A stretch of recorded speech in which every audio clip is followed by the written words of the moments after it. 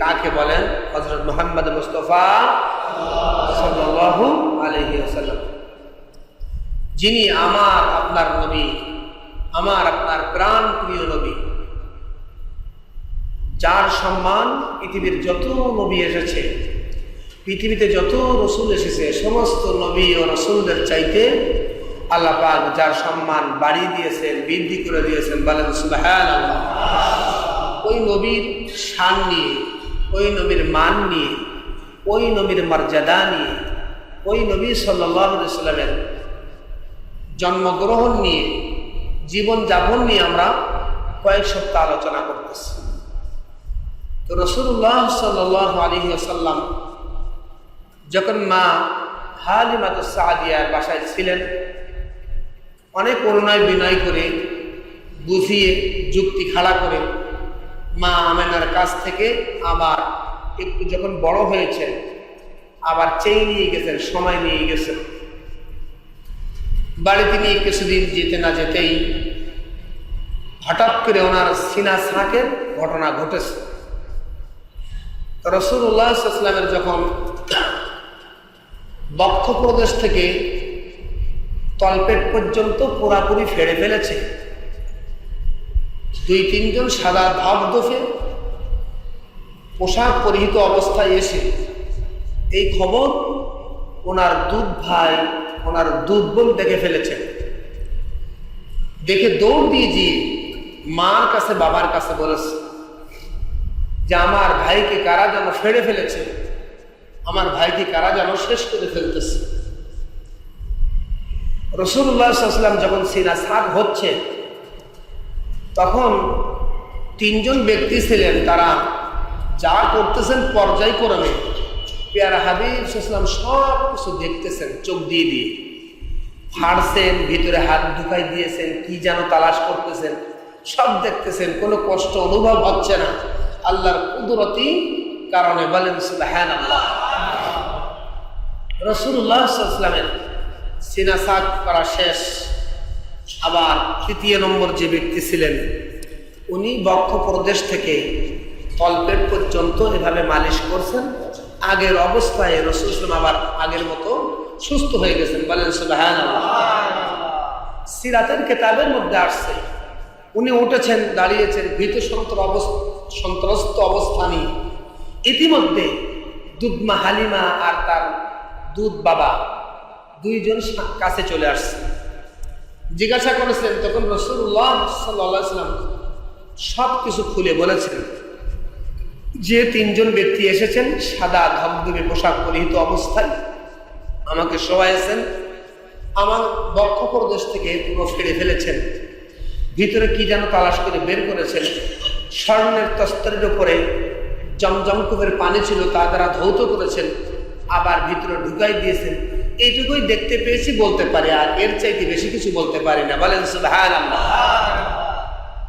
মুসলমান ভাইরা আমার, বিশ্বনবী যখন এমন ঘটনা বললেন, ঘটনাগুলো উম্মা হালিমাতুস সাদিয়া শুনেছেন, তার স্বামী শুনেছেন। এক পাশে নিয়ে স্বামী স্ত্রীর কানে কানে বলছে, মনে হয় এই শিশুটার জিনে ধরেছে, জিনের আসর করেছে, এ কথা যদি প্রচার হয়ে যায় তাহলে ইজ্জত থাকবে না, তাড়াতাড়ি তার মায়ের কাছে বলে শিশুটাকে ফিরিয়ে দিয়ে আস। কিছুদিন আগে মা আমেনাকে সুন্দরভাবে বুঝিয়ে আরো নিয়ে আসার চেষ্টা করেছেন।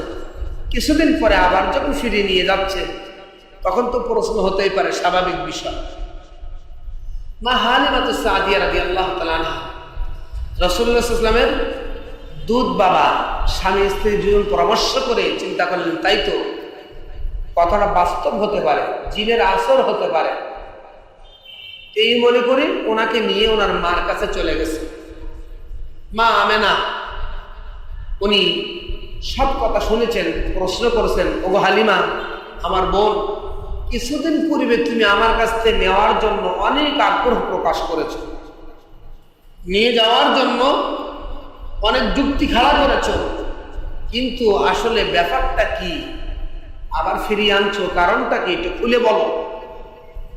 তখন হালিমাতুস সাদিয়া রাদিয়াল্লাহু তাআলা এই ঘটনা সব খুলে বলেছেন যে সে আমাদের সাথে এমন তথ্য দিয়েছে, আমরা ধারণা করতেছি তার জিনের আসর করেছে।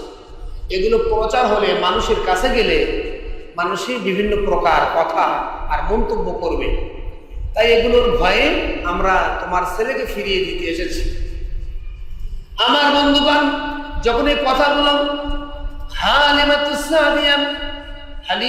সাদিয়া রাদিয়াল্লাহু তাআলা আনহা আমেনাকে সব খুলে বললেন, তখন আমেনা বলতেছে, ওগো আমার বোন হালিমা, শোনো, আমি যখন নাকি মুহাম্মদকে পেটের ভিতরে রেখেছি, আবার যখন নাকি প্রসাব করেছি, যতদিন আমার কাছে ছিল এমন কিছু অলৌকিক ঘটনা ঘটেছে যেগুলো ইতিপূর্বে আমি শুনিও নাই, দেখেও নাই। বলেন সুবহানাল্লাহ। আমার সন্তান সাধারণ সন্তানদের মতো নয়, তার থেকে অস্বাভাবিক, অগণিত, আশ্চর্যজনক ঘটনা ঘটেছে। সে দুনিয়াতে ভূমিষ্ঠ হওয়ার পরে বাচ্চারা ক্রন্দন করে, ট্যাটা করে, গ্যাগা করে। আমার সন্তান ভূমিষ্ঠ হওয়ার পরে প্রথমে আল্লাহ পাকের শুকরিয়া জ্ঞাপন করছেন, তার পবিত্রতা বর্ণনা করেছেন। কচি বাচ্চার কচি জবান থেকে আল্লাহ পাকের শুকরিয়া বের হয়েছে। বলেন সুবহানাল্লাহ। এমন নবীর উম্মত আমরা, এমন পয়গম্বরের উম্মত আমি আপনি, দরখাস্ত ছাড়া আমার আপনার নসিবে রাসূলুল্লাহ সাল্লাল্লাহু আলাইহি ওয়াসাল্লামের উম্মত হিসেবে আসতে পেরেছি, এই জন্য খুশি নাকি বেজার? আরো যারা বলেন খুশি নাকি বেজার? ওই নবী কলঙ্ক করার জন্য, ওই নবীর জিন্দেগিতে খারাপ আচরণের জন্য যদি কেউ কলম ধরে, তাহলে তার কলম যুক্ত হাতকে সুন্দরভাবে ফিরিয়ে দেওয়া হবে না। ইমানের চাহিদা, তাকে ধ্বংস করতে হবে। কোন জবান যদি নবীর বিরুদ্ধে কথা বলে, তাহলে তাকে ছাড় দেওয়া হবে না। রাসূলুল্লাহ সাল্লাল্লাহু আলাইহি ওয়াসাল্লামকে মা আমেনার কাছে এভাবে ফিরিয়ে দিলেন। মা হালিমাতুস সাদিয়া রাদিয়াল্লাহু তাআলা আনহা আবার বুঝিয়ে সমঝায় নিয়ে গেলেন। আমার পয়গম্বর সাল্লাল্লাহু আলাইহি ওয়াসাল্লাম এভাবে আস্তে আস্তে বড় হয়ে গেল। মোটামুটি যখন বড় হলো, হাঁটতে পারে ভালোভাবে, দীর্ঘ পথ পাড়ি দিতে পারে, মা আমেনা তার অন্তরে স্পৃহা যাচ্ছে, তার বাবার কবরটাকে সন্তানকে নিয়ে জিয়ারত করবে, দেখবে। 300 থেকে 400, 400 থেকে 450 কিলোমিটার মক্কা থেকে মদিনা দূরে। তা আমেনা রাসূলুল্লাহ সাল্লাল্লাহু আলাইহি ওয়াসাল্লামকে, শিশু সন্তানকে নিয়ে এত দীর্ঘ পথ পাড়ি দেওয়ার নিয়ত করেছেন। সাথে ছিল তার দাসী। এই দাসীকে নিয়ে, যার নাম ছিল আইমান রাদিয়াল্লাহু তাআলা আনহা, ইতিহাসের কিতাবের মধ্যে আসছে যে রাসূলুল্লাহ সাল্লাল্লাহু আলাইহি ওয়াসাল্লামকে নিয়ে, আইমান দাসীকে নিয়ে আমেনা, মা আমেনা রাদিয়াল্লাহু তাআলা আনহা চলা শুরু করলেন মদিনা প্রাঙ্গণে যাওয়ার জন্য। অনেক কষ্ট করে এই রাস্তা পাড়ি দিয়ে চলে গেছেন। যাওয়ার পরে রাসূলুল্লাহ সাল্লাল্লাহু আলাইহি ওয়াসাল্লামকে নিয়ে ওনার বাবার কবরকে জিয়ারত করেছেন। ইতিমধ্যে কিতাবের মধ্যে আসছে রাসূলুল্লাহ সাল্লাল্লাহু আলাইহি ওয়াসাল্লাম বড় হয়ে সাহাবীদেরকে বলেছেন, আমি ছোটবেলায় আমার মায়ের সাথে মদিনাতে এসেছি, এই ঘরে অবস্থান করেছি, অমুক বাড়ির একটা তালাব ছিল, ছোট্ট একটা পানির পুষ্করণী ছিল, তার ভিতরে তাদের সাথে সাঁতার খেলা শিখেছি। বলেন সুবহানাল্লাহ। রাসূলুল্লাহ সাল্লাল্লাহু আলাইহি ওয়াসাল্লাম এগুলো বক্তব্য দিয়েছেন যখন নবুয়ত প্রাপ্ত হয়েছেন সাহাবায়ে কেরামের কাছে। মা আমেনা যখন রাসূলুল্লাহ সাল্লাল্লাহু আলাইহি ওয়াসাল্লামকে নিয়ে গেছেন, তখন ইহুদিরা ওনার চেহারার অবস্থা দেখে ওনারা সব বুঝে ফেলছে, এই তো সে আখেরি জামানার নবী। ওরা কি জানো আশপাশে যে কানাঘুষি কথাবার্তা বলা শুরু করছে। মা আমেনা এগুলো সব লক্ষ্য করেছেন, দেখেছেন, চিন্তা করতেছেন, মনে হয় এরা আমার ছেলে যে, তার মাধ্যমে অলৌকিক কিছু ঘটনা, আশ্চর্যজনক বিষয় প্রকাশ পায়, এবং আমার ছেলে যে অন্য সন্তানদের মতো নয়, ওরা এরা জেনে গেছে। উনি এগুলো দেখে, ইহুদিদের অবস্থা দেখে তাড়াতাড়ি সন্তানকে নিয়ে, আইমান দাসীকে নিয়ে মদিনা ত্যাগ করলেন। বলেন আল্লাহু আকবার। এর দ্বারা বোঝা গেল ইহুদিরা আমাদের শত্রু নাকি বন্ধু? আরে ভাই জোরে বলেন, বন্ধু না শত্রু? শত্রু। কলব দিয়ে বলেন, অন্তর দিয়ে বলেন, জবানে বলিয়েন না। অনেকে আছে বাহ্যিকভাবে ইহুদিদের দালালি করে, তাদের পক্ষ থেকে যে সমস্ত ফ্যাক্টরি পৃথিবীতে বাংলাদেশে আছে, অন্যান্য দেশে আছে, সেগুলোর সম্পদ ক্রয় করে নেয়, চাকরি করে, তাদের স্লোগান দেয়, এগুলোর টাকা অর্থ ইহুদিদের কাছে যায়। এগুলো দিয়ে বুলেট বানিয়ে আমাদের ফিলিস্তিন ভাই বন্ধুর উপরে গুলি ছড়ে। কথা বলেন ঠিক নেবে ঠিক? আর তাদের পক্ষে স্লোগান দেয়। আবার জবানে বলছি ইহুদিরা আমাদের শত্রু, কিন্তু অন্তরে কাজ করছি ইহুদিদের পক্ষে। কথা বলেন ঠিক নেবে ঠিক? তাহলে ইমান দুর্বল হওয়ার কারণ নাকি সবল হওয়ার কারণ? দুর্বল হওয়ার কারণ। ইহুদিদের দালালি যারা করে তাদের ইমান শক্তিশালী নয়। কথা বলেন ঠিক নেবে ঠিক? আমার বন্ধুগণ, আয়মানকে নিয়ে, রাসূলুল্লাহ সাল্লাল্লাহু আলাইহি ওয়াসাল্লামকে নিয়ে মা আমেনা মদিনার থেকে মক্কার দিকে আসতেছে। আস্তে আস্তে আস্তে একটা জায়গা, আবওয়া নামক একটা স্থান আছে, মাঝামাঝি স্থান মক্কা মদিনা। এখানে এসে পেয়ারা হাবিব সাল্লাল্লাহু আলাইহি ওয়াসাল্লামের মা অসুস্থ হয়ে পড়লেন। অসুস্থ হয়ে পড়লে ওই অসুস্থতা তিনি ইন্তেকাল করলেন। এখন আর দুঃখের সীমা নাই। পয়গম্বর সাল্লাল্লাহু আলাইহি ওয়াসাল্লামের জন্মের পূর্বে পিতা হারিয়েছেন, জন্মের পরে শৈশবকালে মাতাকে হারালেন। কাছে সাথে রক্ত সম্পর্ক কেউ নাই। আইমান নামক একজন দাসী আছে, সে মর্মাহত হৃদয় নিয়ে, হৃদয় বিদরক অবস্থা নিয়ে মা আমেনাকে দাফন কাফনের কার্যক্রম শেষ করে উনি পিয়ার হাবিব শিশু নবীকে নিয়ে মক্কায় দিকে ছুটলেন। মক্কা গিয়ে তার দাদাকে খবর দিলেন, চাচাদেরকে খবর দিলেন, সকলে মর্মাহত। কিছুদিন পরেই দাদা আব্দুল মুত্তালিবও ইন্তেকাল করলেন। বলেন, পর্যায়ক্রমে এভাবে যদি রক্ত সম্পর্ক ব্যক্তি ইন্তেকাল করতে থাকে তাহলে দুঃখ বাড়বে নাকি শান্তি বাড়ে? দুঃখ বাড়ে। শুধু দুঃখই নয়, যিনি এমন একজন ব্যক্তিত্ব যাকে কেন্দ্র করে সারা পৃথিবীর মানুষের আনন্দের ব্যাপার, সারা পৃথিবীর মানুষের ইমান এনে ইসলামের ভিতরে ঢোকার বিষয়, সেই ব্যক্তির পিছনে শত্রুও বেশি। কথা বলেন ঠিক না বেঠিক? আমার পয়গম্বরের শত্রু কম ছিল না বেশি ছিল? অনেক বেশি ছিল। যার মতো শত্রু পৃথিবীতে কোন মানুষকে কেন্দ্র করে আজ পর্যন্ত জন্ম হয় নাই। কথা বলেন ঠিক না বেঠিক? এই পয়গম্বর সাল্লাল্লাহু আলাইহি ওয়াসাল্লাম তার ব্যাপারে তার সাহাবী বক্তব্য দিচ্ছেন, আমি পেয়ারা হাবিবের সাথে নবুয়ত প্রাপ্তর পরে যখন যাইতেছি, তিনি বর্ণনা করতেছেন ইতিহাসের কিতাব সাক্ষী। মুসলমান ভাইরা আমার বর্ণনা করছেন, যখন পয়গম্বরের পাশে পাশে আমি চলছি, তখন সামনের দিকে চলা অবস্থার মধ্যে ডান দিকের গাছপালাগুলো পয়গম্বরকে লক্ষ্য করে করে জোরে জোরে সালাম দিচ্ছে। আমি রাসূলের সাহাবী শুনতেছি। বলেন সুবহানাল্লাহ।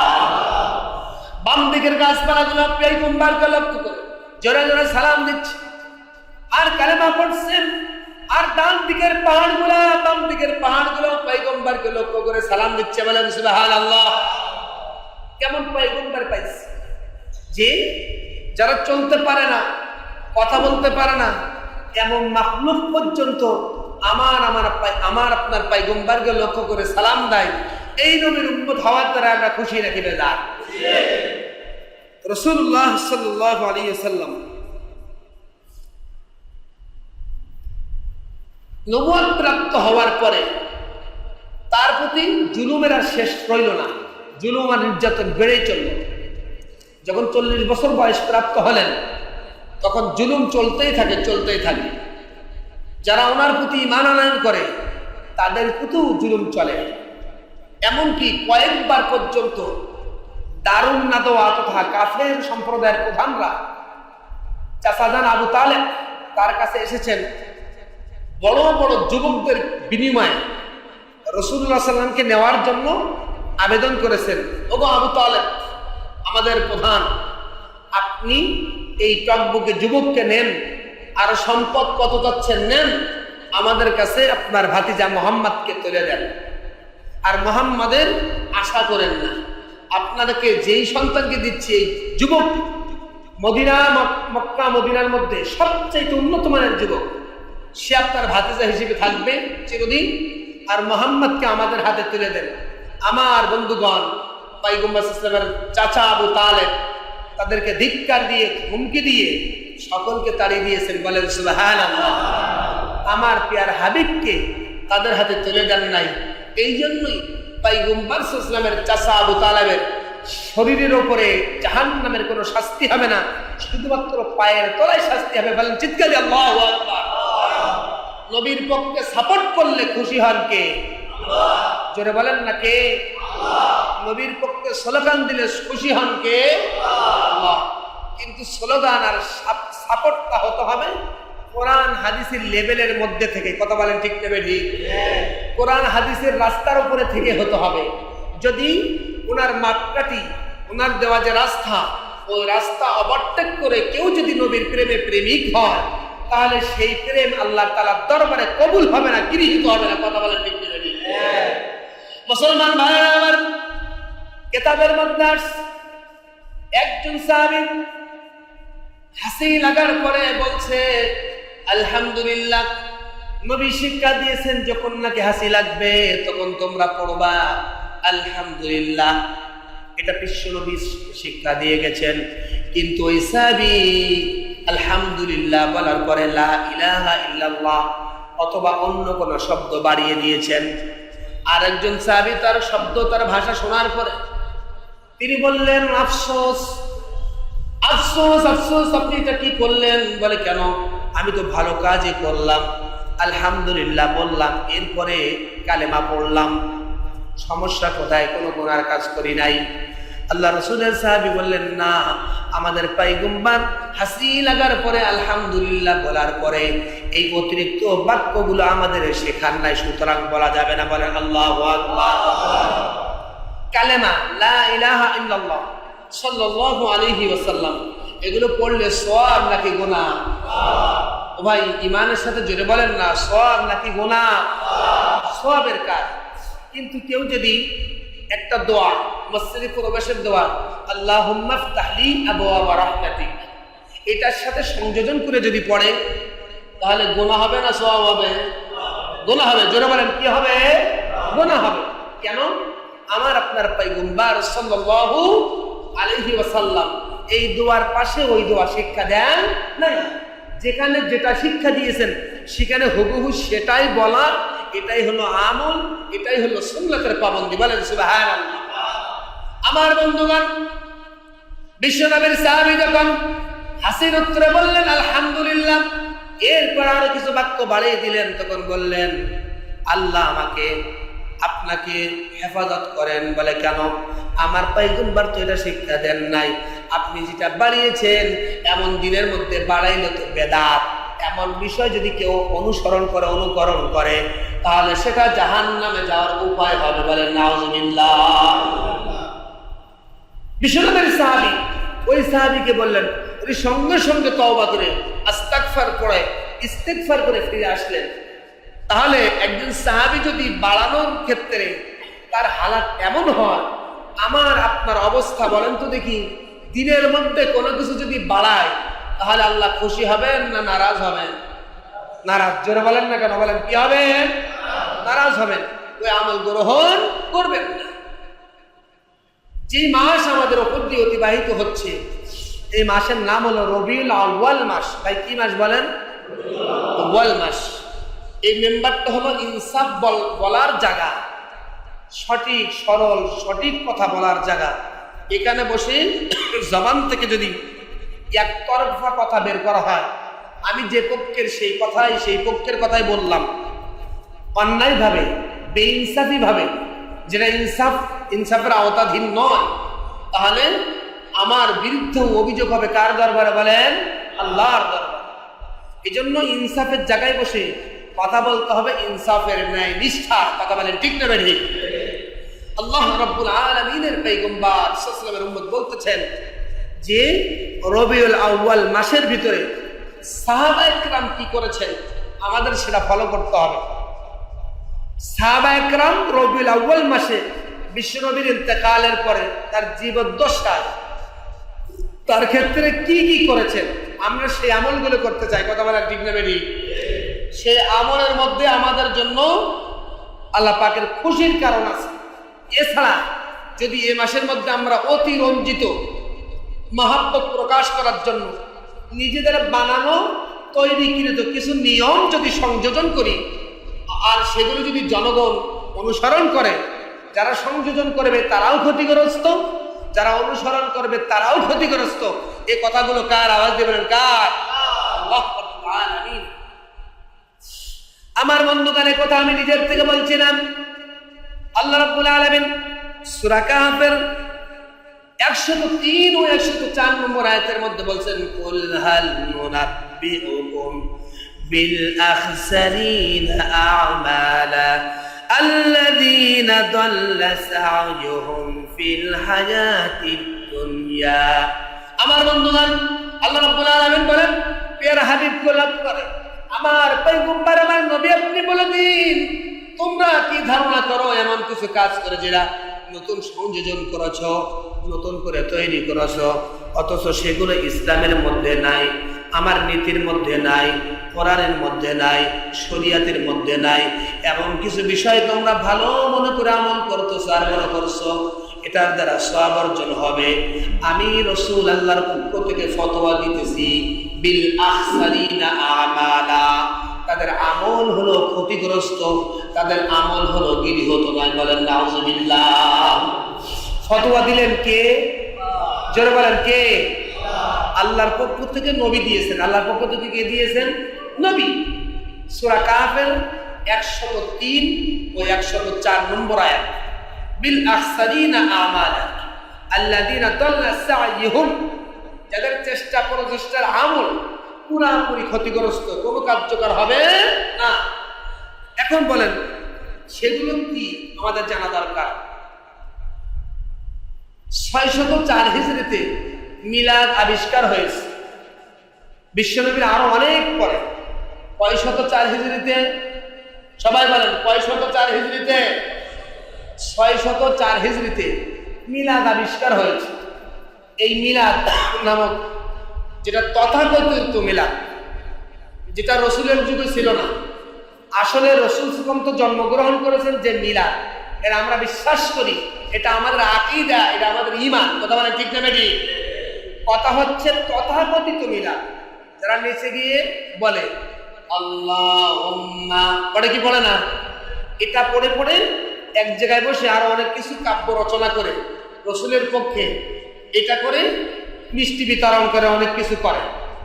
এই মিলাদটা এভাবে করা, আবার এর মধ্যে কি করে, ইয়া নবী সালাম আলাইকা গিয়ে দাঁড়িয়ে যায়।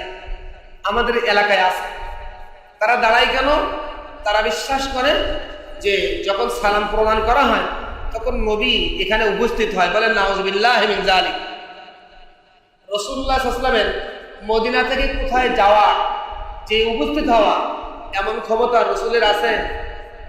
আরে ইমানের সাথে বলেন নাই। এমন ক্ষমতা আছে?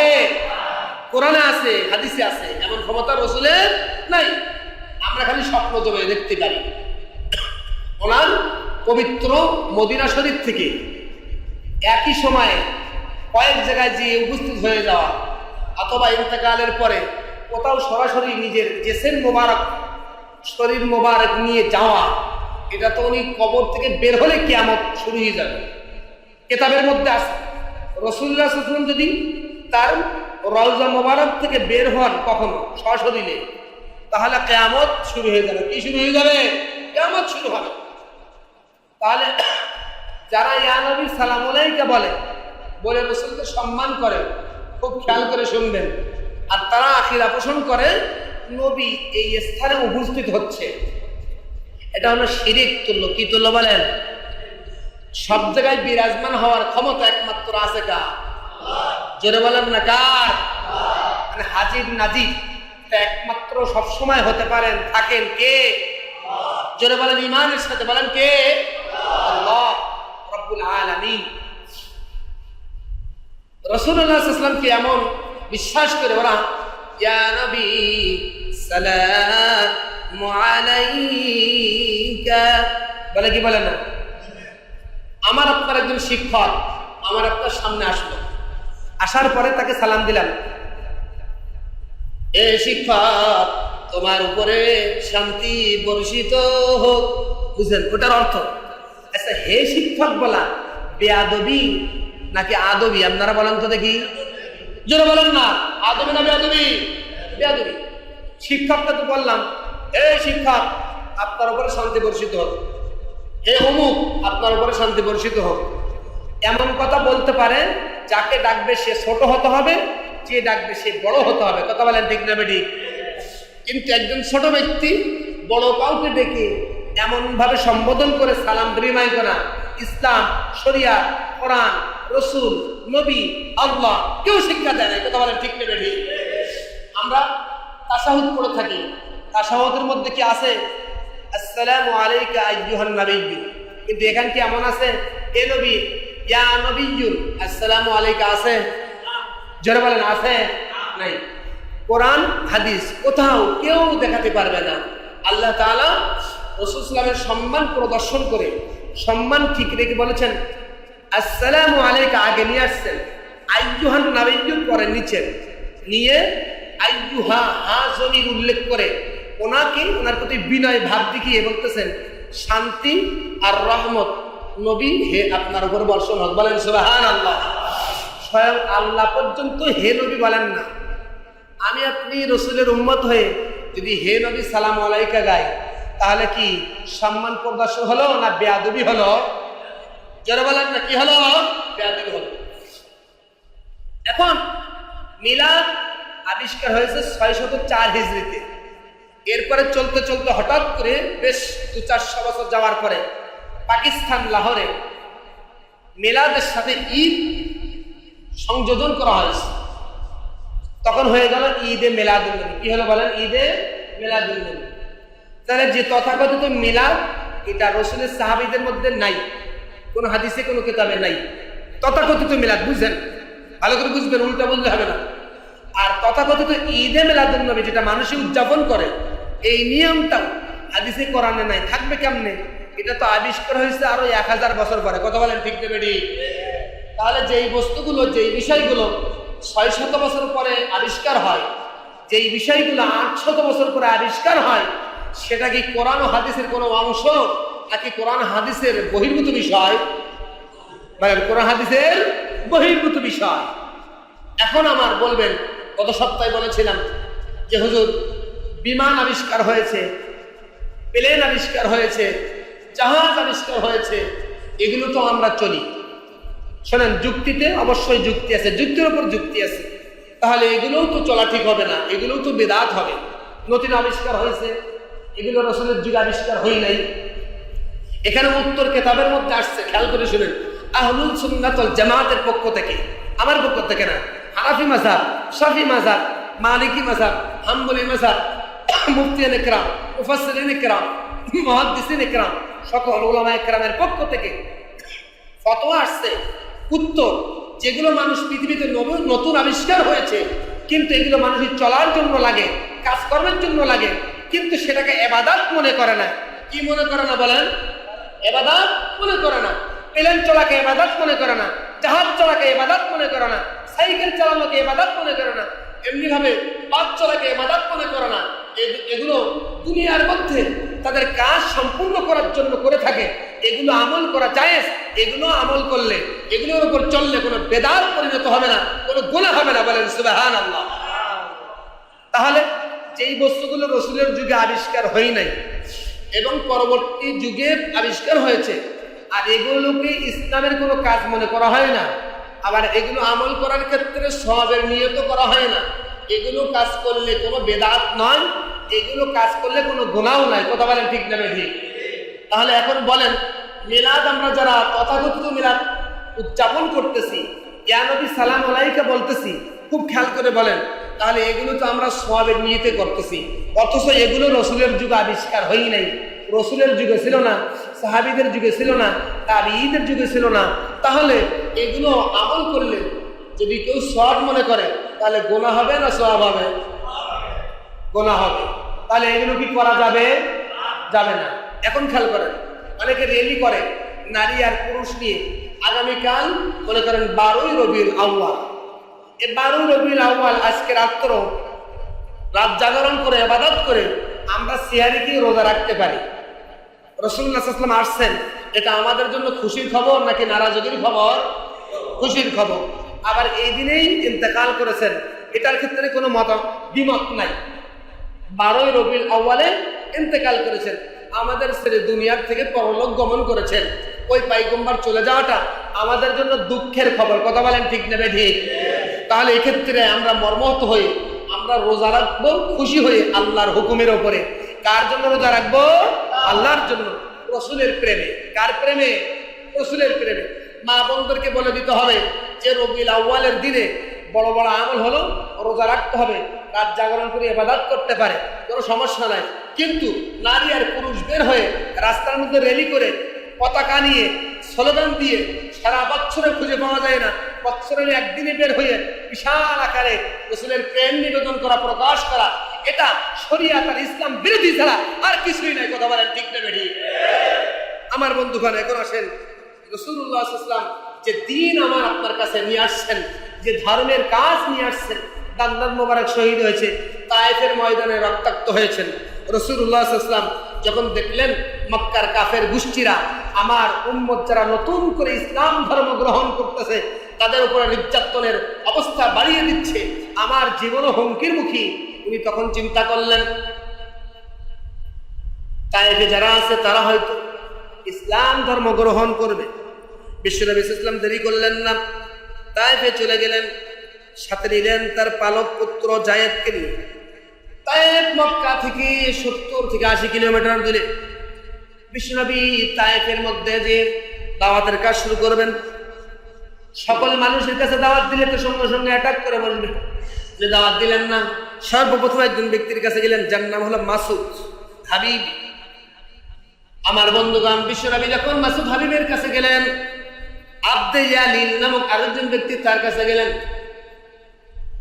দ্বীনের দাওয়াত দিলেন, আসো আল্লাহর পথে আসো, ইসলামের পথে আসো।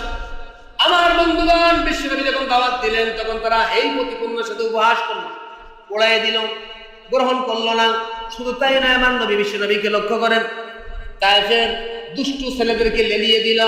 কেতাবের মধ্যে আসছে দুষ্টু ছেলেরা এসে পাথর নিক্ষেপ করা শুরু করে দিল, পাগল বলে, জাদুঘর বলে বিশ্বনবীকে আক্রমণ করা শুরু করে দিল। পাথরের খণ্ড এসে বিশ্বনবীর কপাল মোবারকে লাগলো, চেহারা মোবারকে লাগলো, শরীরের মধ্যে লাগলো, ক্ষত বিক্ষত হয়ে রক্ত প্রবাহিত হওয়া শুরু করলো। বলে আল্লাহু আকবার। আমার বন্ধুগণ, শুধু তাই নাই, বিশ্বনবীর পিছে হাঁটতে হাঁটতে অগ্রিত দূরে তারা আসলো, এরকম ভাবে পাথর নিক্ষেপ করতে করতে আসলো। আমার পয়গম্বর তাদের থেকে যখন নাকি একটু ছুটকারা পাইলেন, একটু দূরে গেলে, একটু দূরে যাওয়ার পরে তিনি একে একে কি করলেন? বসে পড়লেন। রক্ত এত পরিমাণ বের হলো, নির্গত হলো, তিনি বেহুশ হয়ে পড়ে গেলেন। যখন বেহুশ থেকে হুঁশে ফিরলেন, জিবরাইল আলাইহিস সালাম আল্লাহ পাকের পক্ষ থেকে পয়গম্বরের কাছে আসলেন। জিবরাইল আমিন আসার পরে বলল, ইয়া রাসূলুল্লাহ, হাবিবাল্লাহ, আপনি বলে দিন, আপনি যদি বলে দিন তাহলে আমি তায়েফবাসীদেরকে এক পাশের পাহাড় দিয়ে আরেক পাশের পাহাড় দিয়ে উভয় দিক দিয়ে আমি চেপে একবার পুরোপুরি শেষ করে ফেলবো। আমার নবী পয়গম্বর বলেন, না না না, আমার এই তায়েফবাসীরা এখন যদি ঈমান আনে নাই, পরবর্তী প্রজন্ম যারা আসবে হয়তো তারা আমার উপর ঈমান এনে আমার ঈমানের সাথে এসে আল্লাহ পাকের একত্ববাদের বিধান প্রচার করবে। বলেন সুবহানাল্লাহ।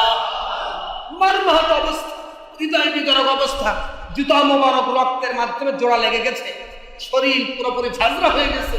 এমন অবস্থায় পয়গম্বরের কাছে আসছেন এই খবর নিয়ে, আপনি বলেন আপনার শত্রুদেরকে পুরোপুরি নির্মূল করে দিব। পয়গম্বর সাল্লাল্লাহু আলাইহি ওয়াসাল্লাম বললেন, যদি এদেরকে ধ্বংস করে দেওয়া হয় আমি কার কাছে আবার দিনের দাওয়াত নিয়ে যাব? হতে পারে এদের পরবর্তী প্রজন্ম তারা এসে আমার কালেমা গ্রহণ করবে, ঈমান গ্রহণ করবে, সঠিক দিন পাবে, দিনের ঝান্ডা এই পৃথিবীর মধ্যে উত্তোলন হবে, পতাকা উত্তোলন হবে। এই দিন ধ্বংস করার জন্য যারা পৃথিবীর মধ্যে রাসূলের মিথ্যাচরণ করে, ইসলামের মিথ্যাচরণ করে, শরীয়তের মিথ্যাচরণ করে, রাসূল সাল্লাল্লাহু আলাইহি ওয়াসাল্লামের জীবন আদর্শের বিরুদ্ধে কলঙ্কের দাগ লাগানোর চেষ্টা করে, তাদের ওই জিহ্বাকে কেটে ফেলা হবে। কথা বলেন ঠিক না ঠিক? আমার বন্ধুগণ, প্রিয় হাবিব সাল্লাল্লাহু আলাইহি ওয়াসাল্লামের ক্ষেত্রে আল্লাহ পাক বলতেছেন, তোমরা যদি প্রিয় হাবিবকে ফলো করতে চাও তাহলে কোরআনকে ফলো করো। কাকে ফলো করতে বলেছেন? কোরআনকে ফলো করো।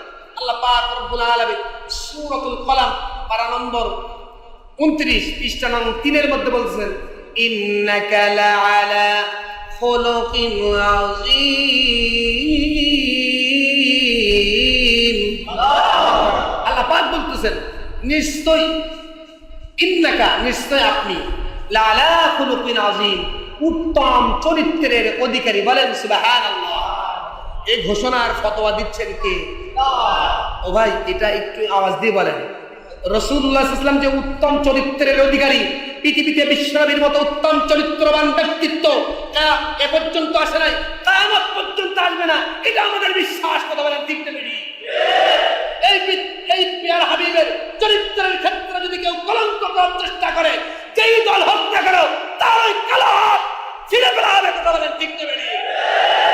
বিশ্বনবীর রক্ত মাথা, রক্ত রঞ্জিত করা ছবি, এমন নবীর পক্ষ থেকে যে দিন এসেছে, এই দিনকেও কেউ যদি নস্বাত করার চেষ্টা করে, এই ইসলামকেও কেউ যদি নস্বাত করার চেষ্টা করে, তাকে কি তৌহিদে জনবা ছাড় দিবে? ছাড় দিবে। আমার বন্ধুগণ, প্রিয় হাবিব সাল্লাল্লাহু আলাইহি ওয়াসাল্লামের ক্ষেত্রে আল্লাহ রাব্বুল আলামিন বলেছেন ওয়া রাফা'না লাকা যিকরাক। আল্লাহ পাক বলতেছেন আপনার মর্যাদাকে আমি রব্বুল আলামিন আলোচনার মাধ্যমে বুলন্দ করে দিয়েছি, উঁচা করে দিয়েছি। বলেন সুবহানাল্লাহ। আমার প্রিয় হাবিব পয়গম্বর সাল্লাল্লাহু আলাইহি ওয়াসাল্লামের আলোচনা আর রব্বুল আলামিনের প্রিয় হাবিবের গুণ এত বেশি যা কোরআনে বর্ণনা সম্ভব নয়। বলেন সুবহানাল্লাহ। এই কোরআনের মাধ্যমে যদি বর্ণনা করা হয়, সময় চলে যাবে, মাস চলে যাবে, প্রিয় হাবিবের গুণ বয়ান করে শেষ করা যাবে না। বলেন সুবহানাল্লাহ। তাফসীরের মধ্যে আসছে সূরাতুল কাউসার আল্লাহ পাক নাযিল করেছেন একমাত্র পয়গম্বর সাল্লাল্লাহু আলাইহি ওয়াসাল্লামের আলোচনা নিয়ে। আরেকটা সূরা আছে যে সূরা নাযিল করেছেন আল্লাহ পাক তার কুদরতি বিষয় নিয়ে। সেই সূরার নাম কি বলেন তো? সূরাতুল ইখলাস। কি সূরা? সূরাতুল ইখলাস। সূরা ইখলাস এর ভিতরে আলোচনা হয়েছে আল্লাহ পাককে নিয়ে। সূরাতুল কাউসার আলোচনা হয়েছে বিশ্বনবী পয়গম্বরকে নিয়ে। বলেন সুবহানাল্লাহ। মুসলমান ভাইরা আমার, সূরা কাউসার, কাউসারে কি কাউসার নামে নামকরণ করা হলো কেন? কাউসার শব্দের অর্থ হলো বেশি। আবার আরেকটা শব্দ আছে কাসির শব্দ, যার অর্থ হলো বেশি। কিন্তু কাসির শব্দের অর্থ বেশি, এমন বেশি যেটা মানুষ গণনা করতে করতে শেষ করতে পারে। বলেন সুবহানাল্লাহ। কিন্তু কাউসার শব্দের অর্থ এমন বেশি যা মানুষ জীবন শেষ করে ফেলবে গুনতে গুনতে, কিন্তু আমার পয়গম্বরের গুণাবলী আলোচনা করে শেষ করতে পারবে না। সুবহানাল্লাহ। এই জন্য পয়গম্বর সাল্লাল্লাহু আলাইহি ওয়াসাল্লামের যে সূরায় আলোচনা, এই সূরার নাম কাসির না রেখে কাউসার রাখা হয়েছে। বলতে চেয়েছেন, মালিকে বুঝাইতে চেয়েছেন, এ পৃথিবীর মানুষ শোনো, আমার পয়গম্বর এমন গুণাবলীর অধিকারী, এমন চরিত্রের অধিকারী, যার চরিত্র নিয়ে সারা পৃথিবীর মানুষ বছরকে বছর, যুগ যুগ ধরে যদি আলোচনা করে, তাদের জিন্দেগি শেষ হয়ে যাবে, পয়গম্বর আলোচনা করে শেষ করতে পারবে না। এই জন্য আমি কাউসার সূরার নামকে কাউসার দিয়ে তোমাদের কাছে প্রেরণ করলাম। চিৎকার দিয়ে বলেন সুবহানাল্লাহ। আমার প্রিয় ভাই মুসলিম ভাইয়ের খেয়াল করে শোনেন, এই নবীর আদর্শ আমার আপনার জিন্দেগিতে বাস্তবায়ন করতে হবে। যারা এই নবীর আদর্শ বাস্তবায়ন করবে, আল্লাহ পাকের রাসূল বলছেন আমি তাদেরকে ধরে ধরে কিয়ামতের ময়দানে সুপারিশ করে জান্নাতে নিয়ে যাব। বলেন সুবহানাল্লাহ। আর যারা আদর্শ অনুযায়ী চলবে না, আমি রব্বুল আলামিনের রাসূলের কোনো তাদের ক্ষেত্রে কোনো দায়িত্ব নেই। হাদিসের মধ্যে বলছেন মান রাগিবা আন সুন্নতি ফালাইসা মিন্নি।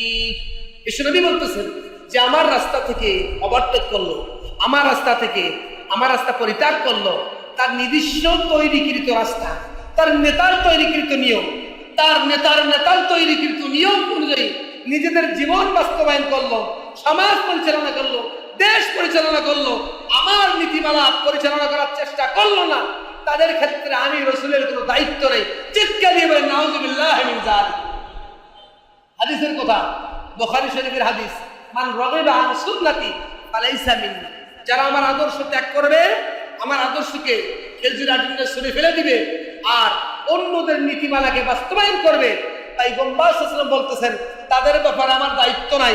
বলেন তাহলে আমরা যারা চলতেছি, আমরা যারা ফলো করে চলি অন্যদের, উনি যদি পথভ্রষ্ট হয়, তাহলে পথভ্রষ্ট কোনো ব্যক্তিকে ফলো করে অনুসরণ করে চলা যাবে? কি বললেন? আওয়াজ দিয়ে বলেন না কেন? একজন পথভ্রষ্ট ব্যক্তি, ধরে নেন আমার বাবা সে পথভ্রষ্ট ব্যক্তি এবং ইসলামের উপরে চলে না। আমি কি আমার বাবাকে ফলো করে চলতে পারবো? শরীয়তে কোনো অধিকার আছে? শরীয়তের পক্ষ থেকে কোনো অধিকার আমাকে দেওয়া হয়নি। যে অমুসলিম, যে কাফের, অথবা যে অনইসলামিক, অথবা যে ইসলাম বিদ্বেষী, ইসলাম অনুযায়ী পুরাপুরি নীতিমালা পালন করে না, তাকে আমাদের অনুসরণ করা যাবে না। আমাদের অনুসরণ করতে হবে পয়গম্বর সাল্লাল্লাহু আলাইহি ওয়াসাল্লামের আদর্শকে। আল্লাহ রাব্বুল আলামিন আমাদের সকলকে আদর্শ অনুযায়ী চলার তৌফিক দিয়ে দেন। তার ওয়ারিস উলামায়ে কেরামের আদর্শ যেগুলো রাসূল সাল্লাল্লাহু আলাইহি ওয়াসাল্লামের পক্ষ থেকে বলতেছেন, এগুলোকে ফলো করে আমাদের নিজেদের জীবন, আমাদের পরিবার, আমাদের সমাজ, আমাদের দেশ পরিচালনা করার তৌফিক দেন। চিৎকার দিয়ে বলেন আমিন। বাকি আলোচনা ইনশাআল্লাহ সামনে।